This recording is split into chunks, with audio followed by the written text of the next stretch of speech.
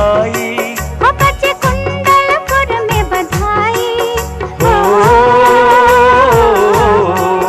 बजे कुंडलपुर में बधाई के नगरी में वीर जन्मे, के नगरी में वीर जन्मे महावीर जी।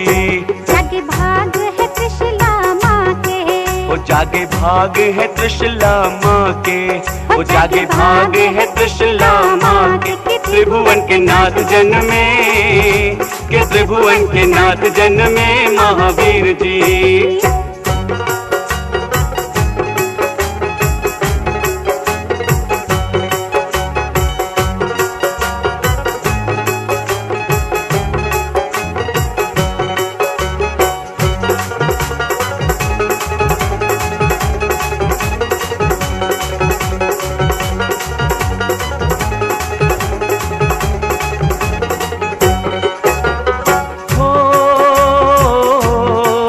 शुभ घड़ी जन्म की आई, शुभ घड़ी जन्म की आई।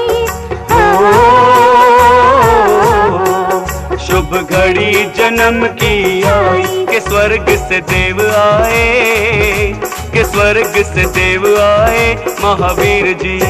तेरा नमन करूं मेरू पर, ओ तेरा नमन करे मेरू पर, ओ तेरा नमन करे मेरू पर। के इंद्र जल भर लाए, के इंद्र जल भर लाए महावीर जी।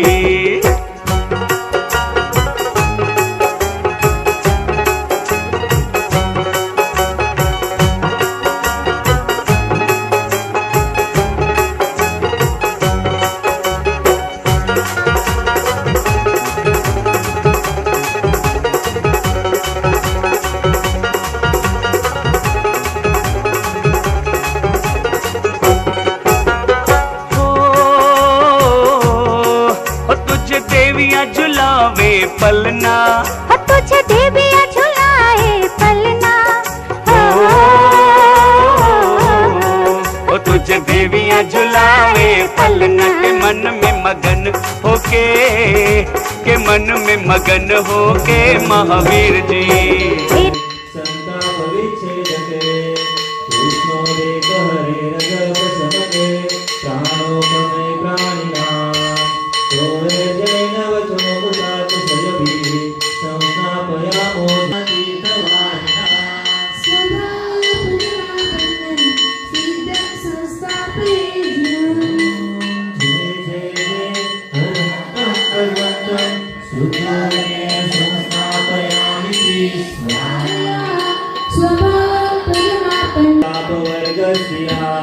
तस्यैनं सुबलस्य हारलतिका प्रेम्णा तया प्रेषिता वट्पन्नस्य समीक्षते विनीते दुर्वेति शङ्काङ्कुता।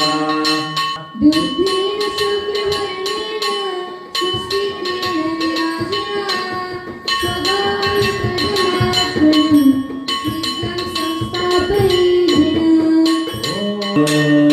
राशिगोत्रकरोत्ययमि चाकार मातन्वता दर्दैनं हिमखण्डं ततोज्ज्वलामि।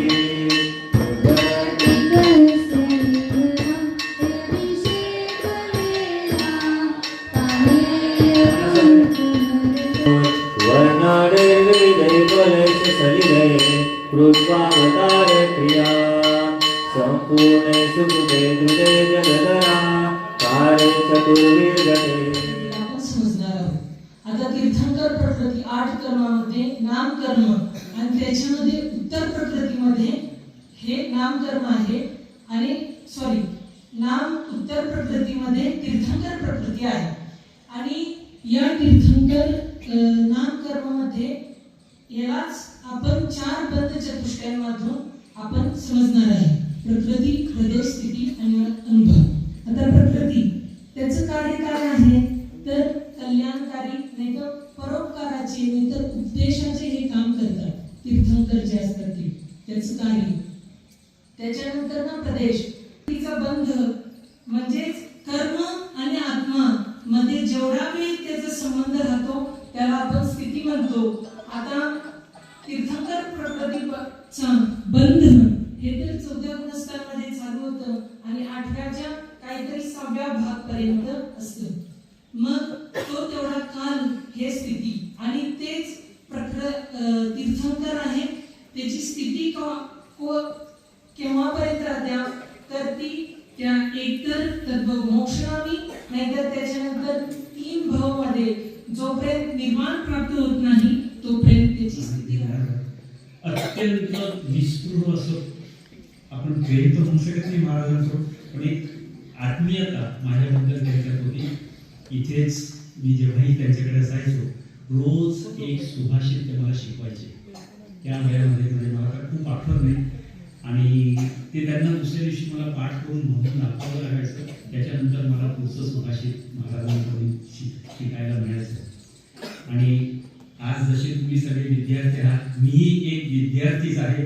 मी कोणी प्रोफेसर नाही, मी कोणी मोठा माणूस नाही, पंडित नाही. हे सगळ्यांनी ध्यानात घ्या, कारण पंडित म्हटलं की मला काहीतरी खूप सांगावं लागेल असं काही नाही. मी तुमच्यातच आहे.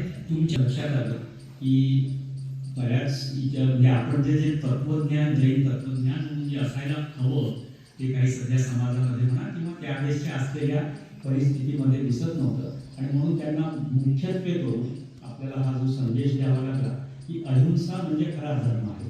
आणि अहिंसा म्हणजे फक्त दुसऱ्याला मारणं, त्याचा प्राण हरण करणं किंवा त्याचा जीव घेणं हे नसून अहिंसा म्हणजे दया. पहिली तर अहिंसा करायची आपल्याला स्वतःवर दया करणं ही जी अहिंसा आहे याचा तुम्ही घोष केला. परंतु हे कितीही आपण सांगतो म्हटलं तरी शेवटी आपण जेव्हा समाजामध्ये वावरतो, या जगामध्ये जेव्हा आपलं चालू असतं कार्य, त्यावेळेस ती हिंसा किंवा ती अहिंसा तर काही सर्वत्र दिसू शकत नाही.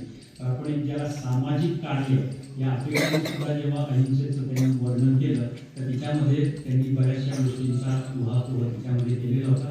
ते सर्वच संदेश आपल्याला माहिती आहे, कारण जिओ और जीने तो हा जो काही एक मुख्य संदेश असतो आपल्या जो महाराज असतो त्याचं मूळ कारण एक आहे, जिओ म्हणजे स्वतः पहिले रागद्वेष रहित तुम्ही जगा आणि तसंच दुसऱ्यांना जगू द्या. जसा तुम्हाला जगण्याचा हक्क आहे